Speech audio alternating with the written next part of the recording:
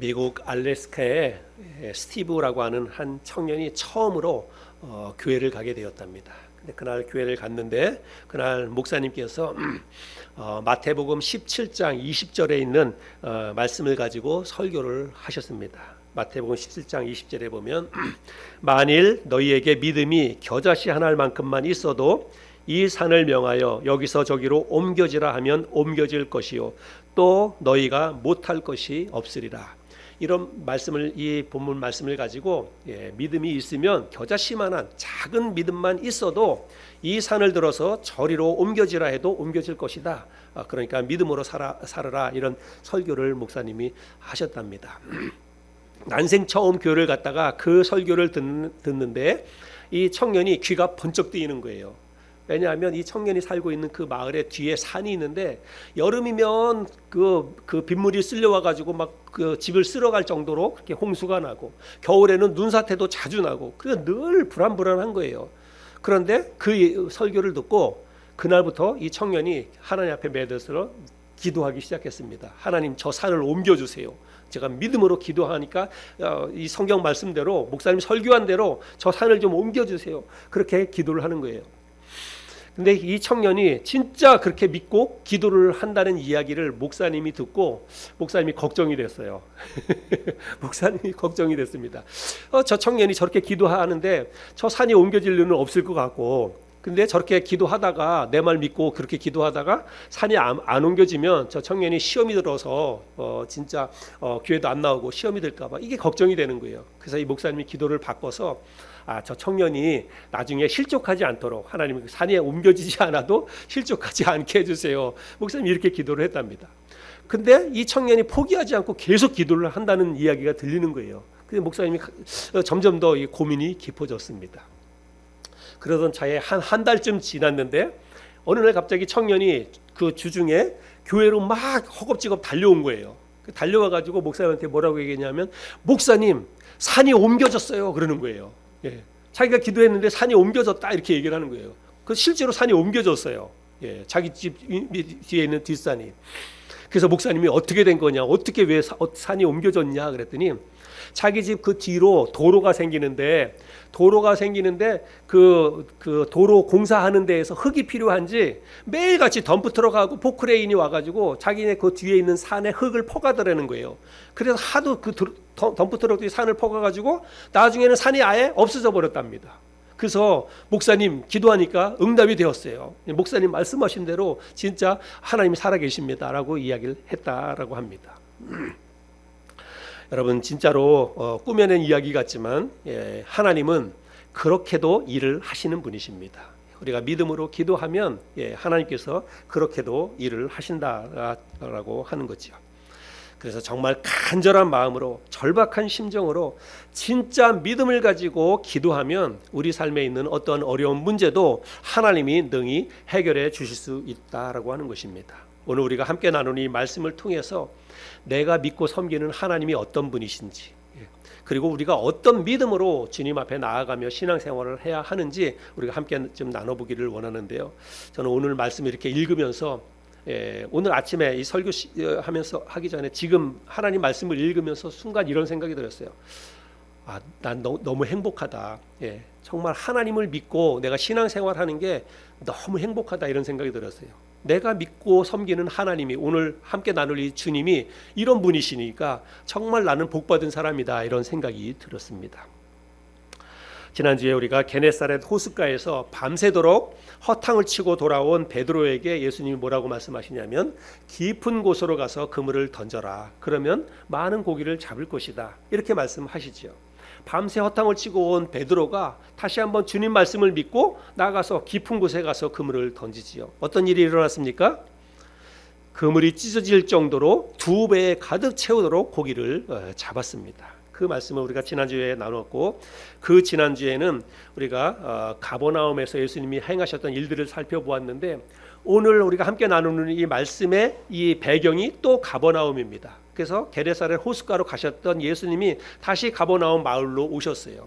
우리가 지지난주에 가버나움에서 있었던 이야기를, 설교를 함께 나눴는데, 그 가버나움에서 예수님이 어떤 일을 하셨냐면 한 귀신 들린 사람에게서 귀신을 내어 쫓아주셨고, 그리고 열병을 앓고 있던 베드로의 장모의 열병을 고쳐주신 그 사건이 가버나움에서 있었습니다. 다시 그 마을로 가셔서 오늘은 어떤 일을 행하시냐면 한 나병 환자를 고쳐주시고 또 한 중풍병자를 우리 주님이 고쳐주십니다. 오늘 함께 살펴볼 이야기가 바로 그 이야기입니다.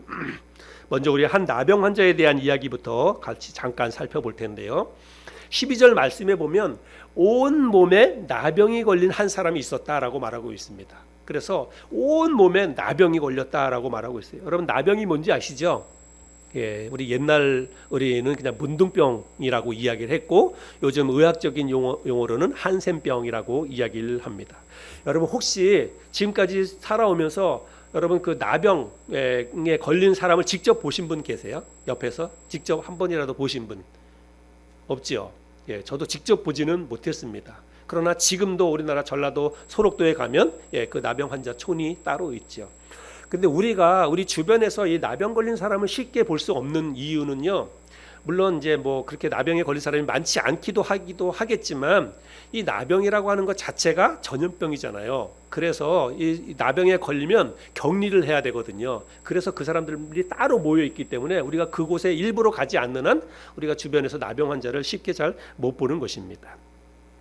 성경에 보면 나병에 대한 규례가 정해져 있습니다. 레위기 13장에 나병 환자를 어떻게 이제 이렇게 공동체 안에서 나병 환자가 생겼을 때 어떻게 해야 되는지를 가르쳐 주고 있는 말씀이 레위기 13장 전체에 있는데요. 우리 짧게 한 두 구절만 보겠습니다. 레위기 13장 45절 46절인데 나병 환자는 옷을 찢고 머리를 풀며 윗입술을 가리고 외치기를 부정하다 부정하다 할 것이요 병 있는 날 동안은 늘 부정할 것이라. 그가 부정한즉 혼자 살되 진영 밖에서 살지니라.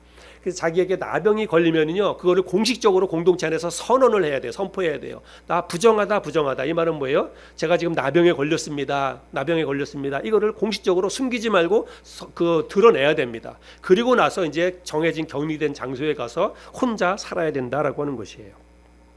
그리고 병이 다 나아도 혼자 자기 마음대로 병이 나았다고 해서 이제 막 공동체 안으로 가정으로 돌아오거나 공동체 안으로 들어올 수 없어요. 일정한 기간을 두고 자꾸 검사를 해가지고 그리고 확실하게 확정 판정을 받아야 제사장으로부터 다 나았다고 하는 판정을 받아야만 가정으로 그리고 공동체 안으로 돌아갈 수 있었다는 것입니다.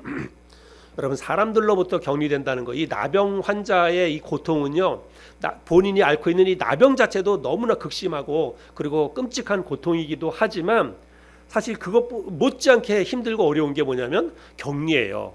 사랑하는 가족들로부터도 완전히 독립해서 떨어져 나가야 되고 혼자만 그런 데서 살아야 합니다.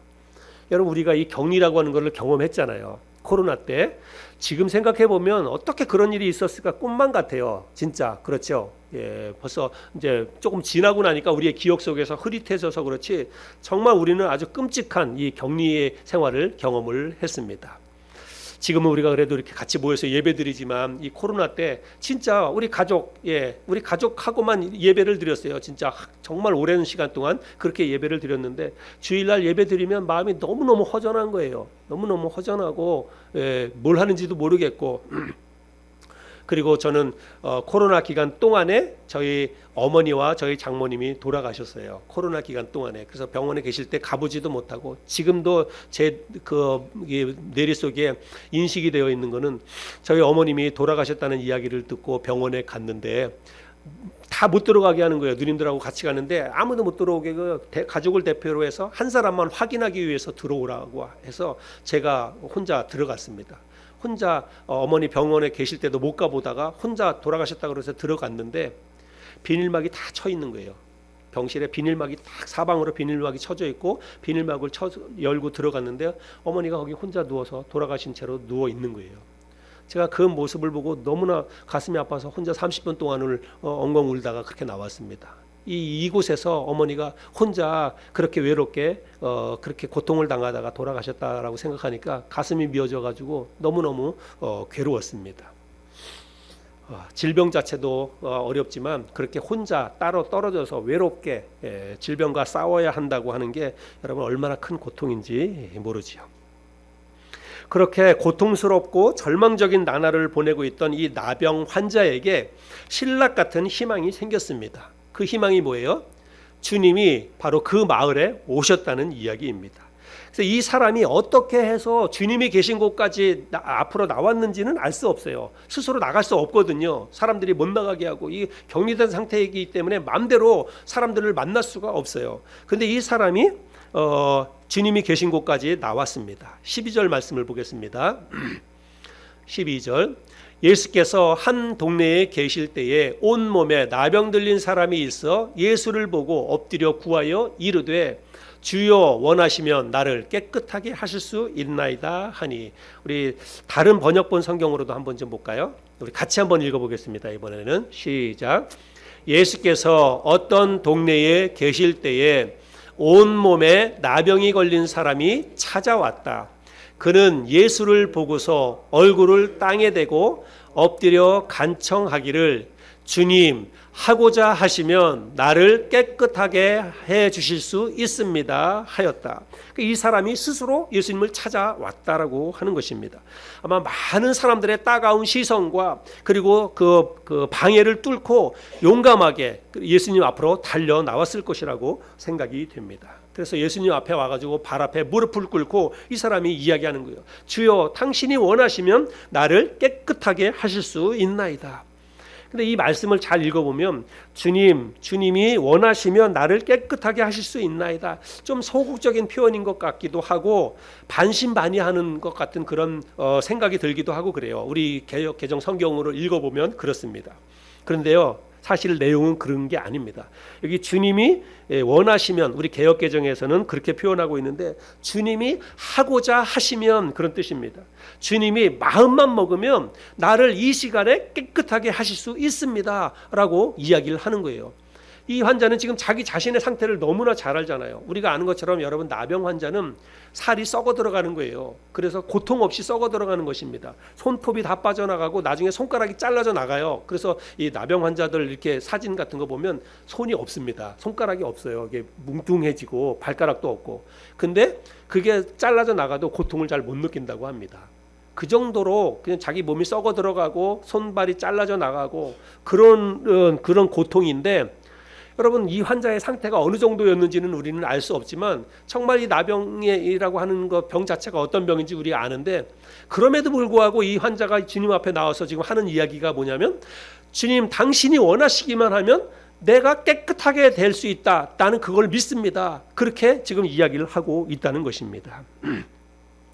이 사람은 아마 지금 자신의 처지와 형편을 좀 생각하는 그런 마음이 있었기 때문에 주님 앞에 나와서도 좀 이렇게 이야기를 한다고 생각이 됩니다. 왜냐하면 자기가 지금 온몸이 짓물러 있잖아요.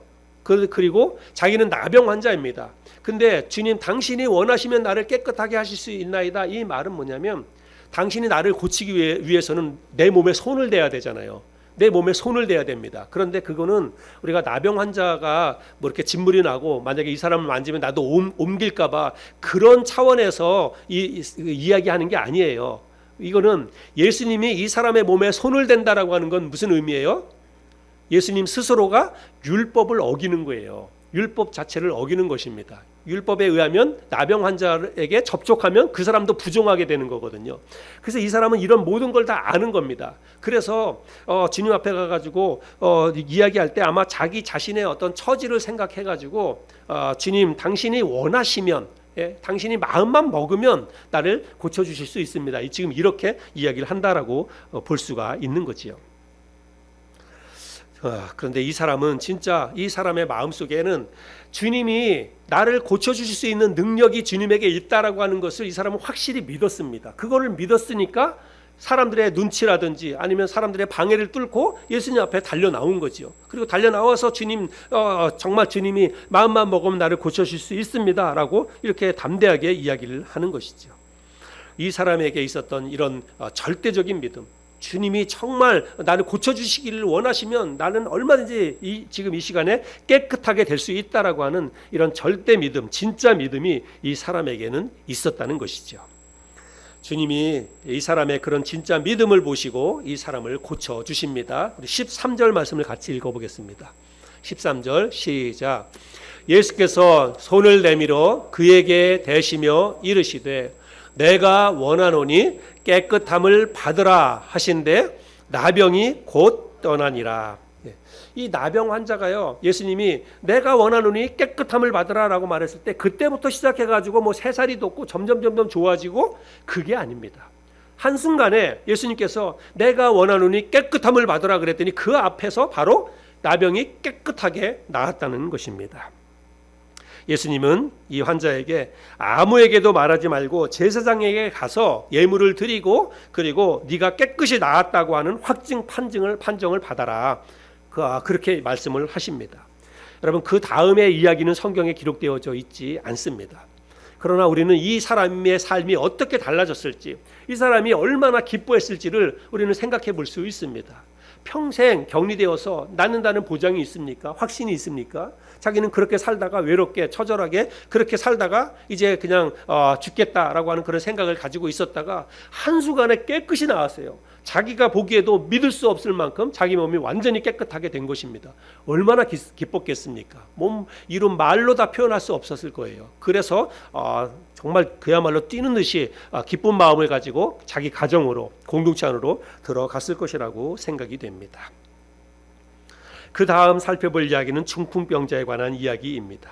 주님이 어느 날 어떤 사람의 집에 들어가서 말씀을 가르치고 계셨습니다. 가버나움에 있는 한 사람의 집에 들어가서 말씀을 가르치고 있었는데 그때 갈릴리, 그 주변에 있었던 갈릴리 사람들뿐만이 아니라 심지어는 저 밑에 있는 유대와 예루살렘에서부터도 많은 사람들이 예수님의 말씀을 듣기 위해서 혹은 병고침을 받기 위해서 몰려들었습니다.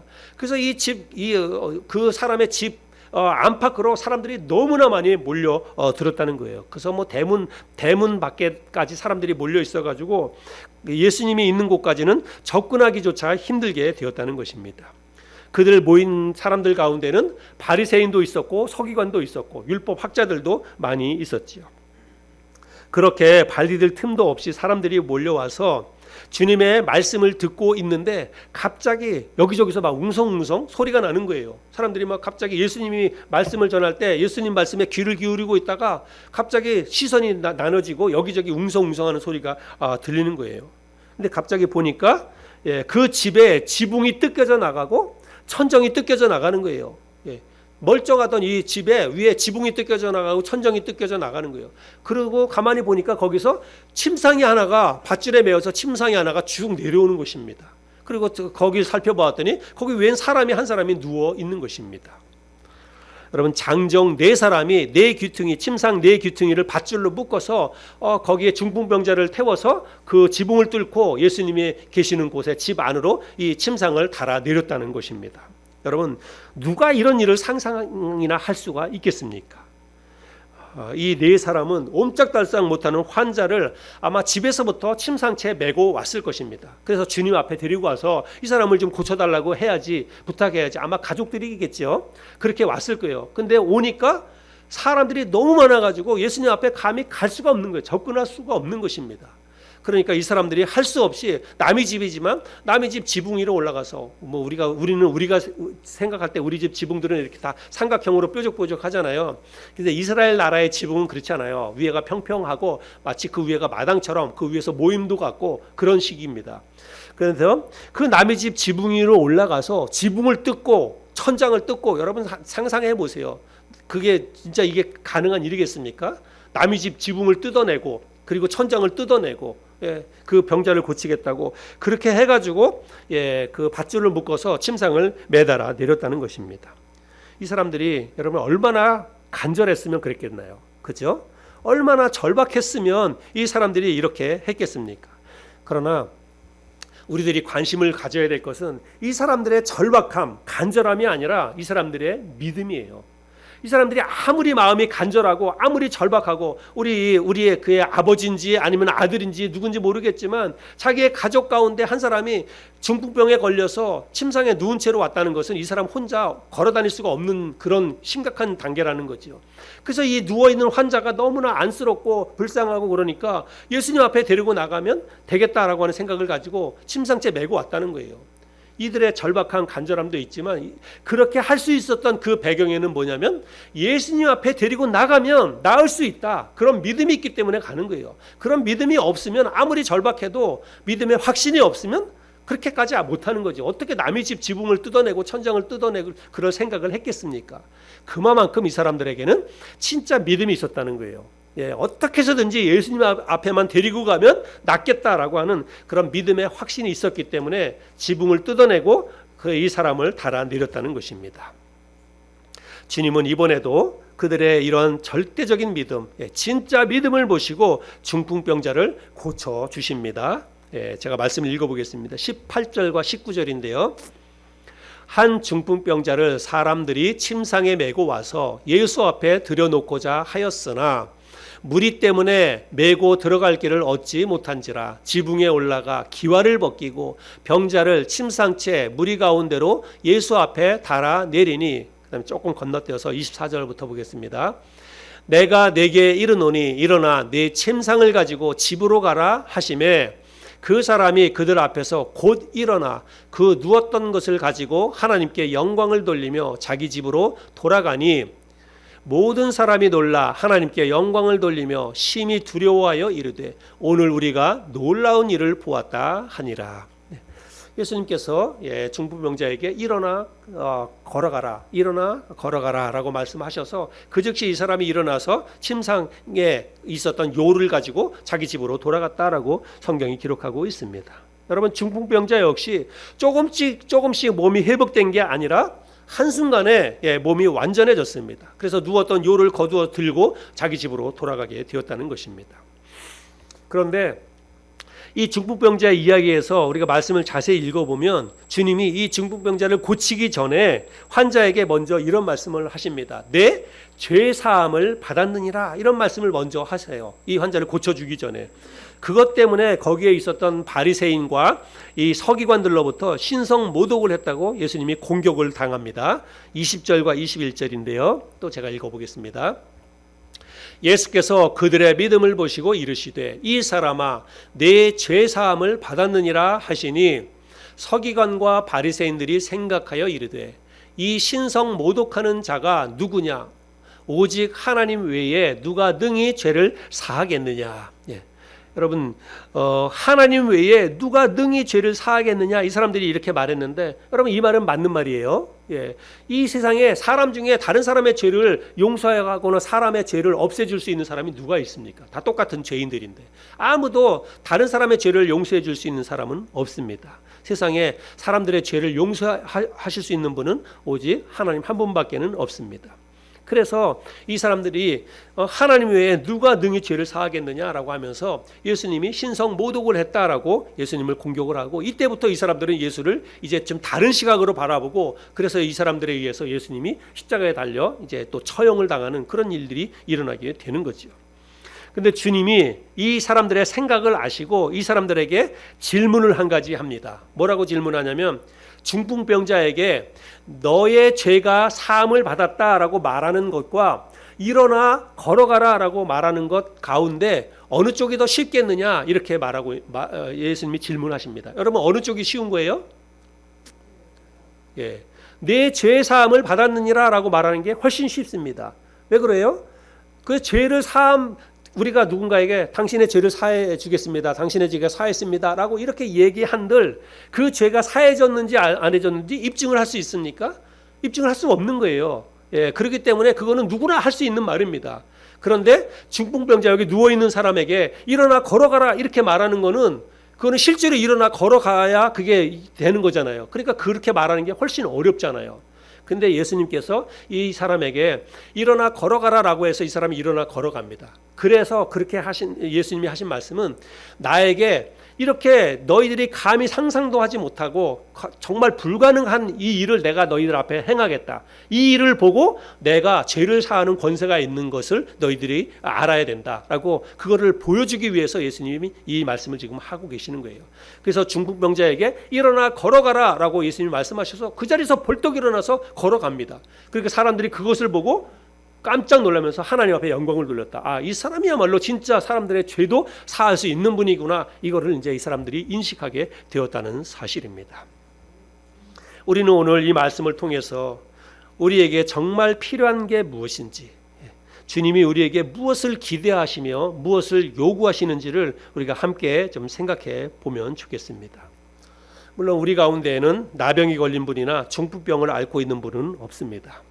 그러나 이런저런 크고 작은 문제와 어려움을 겪지 않는 분들이 우리 가운데는 한 사람도 없습니다. 저에게도 나름대로의 어려움이 있고 여러분들에게도 나름대로 이런저런 문제와 어려움들이 다 있습니다. 우리 인생 자체가 그런 거예요. 모든 사람에게 삶의 고난과 역경과 해결을 받고 싶은 어려운 문제들이 다 있습니다. 또 우리 가운데 실제로 건강상에 큰 어려움을 겪고 있는 분들도 있습니다. 아마 그런 분들은 오늘 이 말씀이 다른 사람들보다는 조금 더 색다르게 와 닿으리라고 생각을 합니다. 제가 지난주에도 얘기했지만 우리 교회 최근에 우리가 알게 된 우리 그 서세별 자매가 있죠. 제가 지난주에도 조금 얘기했지만 이번 주 중에도 제가 이 자매가 앓고 있는 이 질병에 대해서 조금 더 알아야 되겠다라고 생각해가지고 유튜브에서 좀 많이 찾아보고 그랬습니다. 제가 이거를 보면서 CRPS라고 하는 이 질병이 얼마나 무섭고 정말 얼마나 고통스러운 것인가를 다시 한번 좀 생각해 보게 되었습니다. 여러분 정말 이 CRPS는요 우리 사람들이 겪을 수 있는 고통 가운데에서 가장 심각한 고통, 가장 무서운 고통이 그 CRPS라고 하는 것을 제가 새롭게 알게 되었습니다. 제가 잠깐 이따가 우리 점심 먹고 나서 우리 이 자매를 우리가 조금 더 이해하고 그리고 자매를 위해서 더 간절한 마음으로 기도했으면 좋겠다라고 생각이 들어요. 그래서 점심 먹고 나서 제가 여러분에게 꼭 영상 하나를 함께 좀 보기를 원하는데 오늘 여러분들이 함께 시간 내서 좀 볼 수 있길 바랍니다. 지금은 제가 잠깐 짧게 CRPS에 관계된 영상을 하나 이렇게 좀 잠깐 보여드려 보겠습니다. 소리를 키워주세요. 응급실로 향하는 택시 안 한 남성이 고통을 호소합니다. 몸속에 삽입된 척수신경 자극기를 눌러보지만 소용없습니다. 피아노 반주가 여기 소리가 들어요. 5년 전부터 통증에 시달리다 2년 전에야 CRPS 진단을 받았습니다. 가벼운 외상만으로도 걸릴 수 있는 병이지만 원인도 완치 방법도 없는 희귀 질환입니다.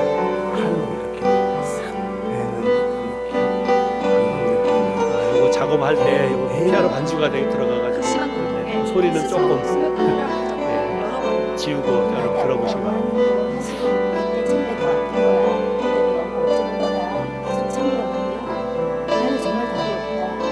11년 전 CRPS 진단을 받고 하반신이 마비된 박정희 씨.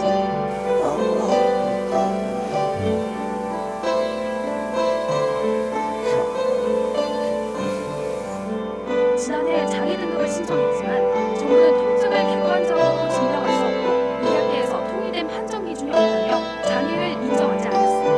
마약에다가 다수가 정신적인 문제라거나 이렇게 오해하거나 이런 문제를 해결하기 위해 대한의학회가 새로운 평가 기준을 만들고 지난해 개정판까지 내놨지만 통증 전문의들 사이에서조차 없을 때가 더 낫다는 이거 소리 때문에 그냥 넘겨주세요. 개정판 기준으로 나중에 이따가 우리 영상을 좀 다른 영상을 좀 제가 보여드리도록 하겠습니다. 아무튼 이 CRPS는 아주 작은 제가 보았던 영상 가운데 아주 27살 된 그 청년인데 군대에서 구보하다가 발목을 조금 삐끗했대요. 근데 그 발목 조금 삐끗한 것 때문에 통증이 시작이 됐는데 그 통증이 멈추질 않는 거예요. 그래서 치료 시기도 조금 늦췄고 그렇게 하면서 그게 CRPS가 됐습니다. 근데 이 통증이 한번 그냥 본인의 의지와 상관없이 통증이 옵니다. 그렇게 이제 뭐 24시간 내내 계속 통증이 오다가 갑자기 돌발통이라고 하는 게 이제 통증이 갑자기 심해지는 게 오는데 그럴 때는 누가 옆에서 의사한테 진단 받으러 가서 의사도 손을 못 대요. 의사가 요렇게만 손대도 그야말로 그냥 자지러집니다. 예, 그래서 너무너무 통증이 괴롭고 칼로 이 살갗을 도려내는 것 같은 그런 통증이라고 이야기하기도 하고 불에 태우는 통증 같은 거라고 이야기하기도 하고 그런 극심한 통증을 앓고 있는 병이 이런 CRPS인데요. 네, 우리 서세별 자매가 지금 이런 통증을 앓고 있습니다. 그래서 이 자매 이 몸속에 기계까지 이렇게 넣는데 밖에서 리모컨으로 누르면 마약성 진통제가 몸 안에서 분사가 돼서 통증을 잠깐 멈추고 그것도 안 들면 패치를 붙이고 그렇게 안 되면 응급실로 이제 어떻게 보면 혼절해가지고 응급실로 실려갈 때도 많고 그렇게 지금 지내고 있다고 합니다. 얼마나 큰 고통인지 우리는 감히 상상할 수도 없는데 어쨌든 우리 지체 가운데 한 자매가 이런 지금 중병을 앓고 있습니다. 더 간절한 마음으로 기도에 많이 해주시면 감사하겠습니다. 제가 오늘 이 말씀을 준비하면서 우리 새별자매가 가장 많이 생각이 났습니다. 그래서 진짜 우리 주님이 우리 자매를 꼭 고쳐주셨으면 좋겠다 그런 생각이 들었습니다. 만약에 오늘 주님이 우리나라 어느 지방에라도 우리 주님이 만약에 오신다면 그러면 만사를 제쳐두고 차를 몰아서 자매를 태우고 우리 주님이 계시는 곳으로 달려가겠다 그런 생각이 들었습니다. 왜 안 그렇겠어요? 뭐 저뿐만 아니라 우리 자매 엄마 아빠도 그렇고 오빠도 있는데 가족 모두가 다 그런 간절한 마음이라고 생각이 듭니다. 주님이 오늘 이곳에 오지 않더라도 우리는 얼마든지 주님 앞에 우리가 나아갈 수 있죠. 중요한 것은 우리에게 이 나병 환자와 같은 믿음이 있어야 한다는 것이죠. 중풍병자를 침상에 메고 와서 지붕을 뜯고 침상체에 매달아 내렸던 그 사람들과 같은 그 절대적인 믿음, 진짜 믿음이 우리에게 있어야 된다는 사실입니다. 주님이 마음만 먹으면 오늘 당장 이 모든 질병을 깨끗하게 해 주실 것이라는 그런 믿음이 우리에게 있어야 되는데 이것은 주님의 능력에 대한 믿음이 아닙니다. 여러분 우리는 주님에게 그런 능력이 있다는 것을 우리는 다 믿어요. 주님은 뭐든지 다 해결해 주실 수 있다. 그야말로 겨자씨만한 그 믿음을 가지고 주님이 산을 옮기는 그런 그 능력이 주님에게 있다라고 하는 것을 우리는 다 믿습니다. 그래서 주님은 어떤 그 질병이든지 어떤 문제든지 주님은 다 해결해 주실 수 있는 능력이 주님에게 있다는 것을 우리가 의심치 않습니다. 그런데 문제는 뭐냐면 오늘 우리에게 필요한 것은 뭐냐면 오늘 그 일이 오늘 우리 가운데 일어날 수 있다는 것을 우리가 믿어야 한다는 것입니다. 그 일이 다른 사람의 이야기가 아니라 그 일이 성경의 이야기가 아니라 오늘 나에게 그 일이 일어날 수 있다. 오늘 주님이 나를 고쳐주실 수 있다. 오늘 주님이 나를 그렇게 깨끗하게 해주실 수 있다는 믿음이 오늘 우리에게 있어야 한다는 것입니다. 이것은 소원이나 바람이나 기도와는 좀 다른 거예요. 주님 고쳐주세요. 주님 도와주세요. 주님 해결해 주세요. 그런 게 아니라 온몸에 나병이 들린 사람이 정말 주님이 지금 이 시간에 주님이 뜻이라면 주님이 해결해 주기를 원하시는 그런 마음만 먹으면 지금 당장이라도 내가 깨끗하게 될 줄로 믿습니다. 주님이 나를 깨끗하게 해 주실 줄로 믿습니다. 이렇게 이 사람이 선언했어요. 이렇게 선언했던 것처럼 우리에게 주님의 뜻이라면 지금 당장 나를 깨끗하게 해 주실 줄로 믿습니다 라고 하는 이런 믿음이 우리에게 있어야 한다는 것입니다. 건강에 관한 문제뿐만이 아니라 살면서 우리가 이런저런 많은 문제와 어려움을 우리가 겪으며 살아가죠. 혹시 지금 여러분의 삶 가운데 정말 절박한 문제 또 간절한 문제가 어려움들이 여러분에게 또 있을지 모르겠습니다.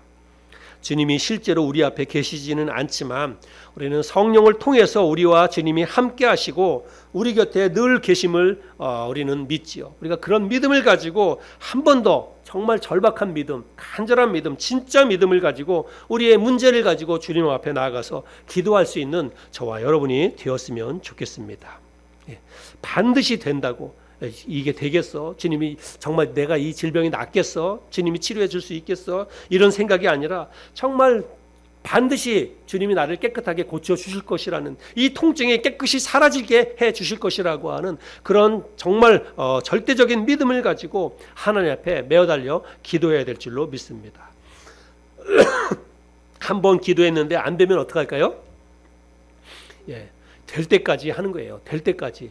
예, 진짜로 치료될 때까지. 그리고 통증이 완전히 사라질 때까지, 병이 나을 때까지, 문제가 해결될 때까지, 경제적인 어려움이 좋아질 때까지 우리가 계속해서 매어달려서 기도하는 것입니다.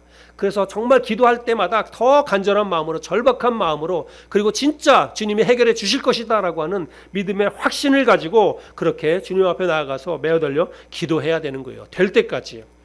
누가복음 11장에 보면 그런 말씀이 있습니다. 누가복음 11장 5절부터 13절까지 제가 한번 읽어보겠습니다.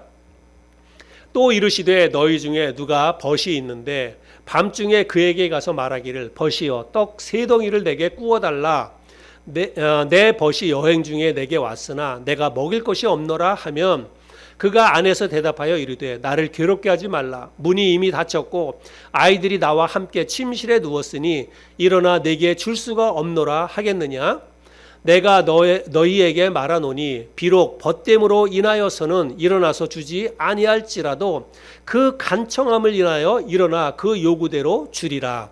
내가 또 너희에게 이르노니 구하라 그러면 너희에게 주실 것이요 찾으라 그러면 찾아낼 것이요 문을 두드리라 그러면 너희에게 열릴 것이니 구하는 이마다 받을 것이요 찾는 이는 찾아낼 것이요 두드리는 이에게는 열릴 것이니라. 너희 중에 아버지 된 자로서 누가 아들이 생선을 달라 하는데 생선 대신에 뱀을 주며 알을 달라 하는데 정갈을 주겠느냐. 너희가 악할지라도 좋은 것을 자식에게 줄 줄 알거든 하물며 너희 하늘 아버지께서 구하는 자에게 성령을 주시지 않겠느냐 하시니라. 어떤 친구가 자기 집에 밤 늦은 시간에 손님이 왔어요. 대접을 하려고 그러는데 먹을 게 없습니다. 급하게 옆에 있는 옆집 자기 친구 집에 가서 문을 두드려서 우리 집에 손님이 왔는데 내 귀한 친구가 찾아왔는데 먹을 게 없네. 나한테 떡 3덩이만 좀 빌려다오. 그렇게 얘기하면 그 사람이 이미 다 침상에 들었어요. 자녀들도 다 잠자리에 들었습니다. 부스럭부스럭 대고 또 집안 식구들을 깨우잖아요. 그래서 귀찮아서 난 못 주겠다 이렇게 얘기를 한다는 거예요. 그런데 계속해서 그 대문 앞에 서서 졸라대는 거예요. 나는 너무 난처하니까 날 좀 도와주게. 날 좀 도와주게. 내가 꼭 갚음세. 이렇게 얘기하면서 간절하게 매어달리면 친구 관계 때문에는 주지 아니할지라도 그 간절하게 매어달려서 부르짖는 도와달라고 얘기하는 그 간청함 때문에 그래서 주지 않겠느냐 이렇게 얘기를 하십니다. 그러면서 우리에게도 그렇게 기도하라는 거예요. 우리가 주님 앞에 기도할 때 그렇게 간절한 마음으로 정말 주님을 귀찮게 할 정도로 매어달려서 그렇게 계속해서 될 때까지 기도하면 주님이 그렇게 우리가 간절하게 부르짖는 그 기도를 들으시고 주님께서 응답해 주신다라고 말씀하고 있습니다. 삶의 문제로 우리가 기도하다가 잘 안 되면 실망하고 낙심하고 또 때로는 쉽게 포기할 때가 많이 있습니다. 기도해도 역시 안 돼. 이게 기도한다고 될 문제야? 우리가 그렇게 스스로 자포자기하면서 안 되는 기도를 포기하는 경우가 많습니다.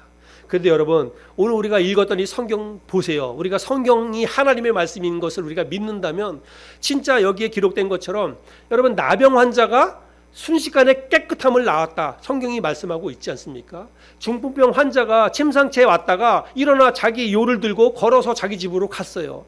그와 같은 일들이 성경에 기록되어져 있고 주님이 그런 일들을 하신다면 오늘 우리의 삶 가운데 있는 문제, 어려움, 나의 질병의 문제도 주님이 당연히 주님의 능력으로 그런 것들을 행하실 수 있는 분이 주님이잖아요. 우리가 믿고 섬기는 주님의 능력이 그런 것 아닙니까? 그러니까 우리가 그렇게 믿고 주님이 성경 속에만 존재하는 분이라고 하면 우리는 주님을 믿을 필요가 없어요. 성경으로 끝난 것이니까. 그런데 우리가 믿고 섬기는 우리 주님은 성경 속에서만 일하시는 분이 아니라 지금도 살아계셔서 우리와 함께 하시고 우리가 기도하고 믿음으로 매어달려서 주님 앞에 도움을 구하면 주님이 우리의 삶의 현장에서 우리가 겪는 어려운 문제도 주님이 역사하시고 그렇게 도와줄 수 있다고 하는 것입니다. 여러분 이게 우리가 믿는 것이고 그래서 제가 서두에 얘기한 것처럼 우리는 그래서 복받은 사람들이라고 하는 것입니다. 우리는 그래서 행복하다고 하는 거예요.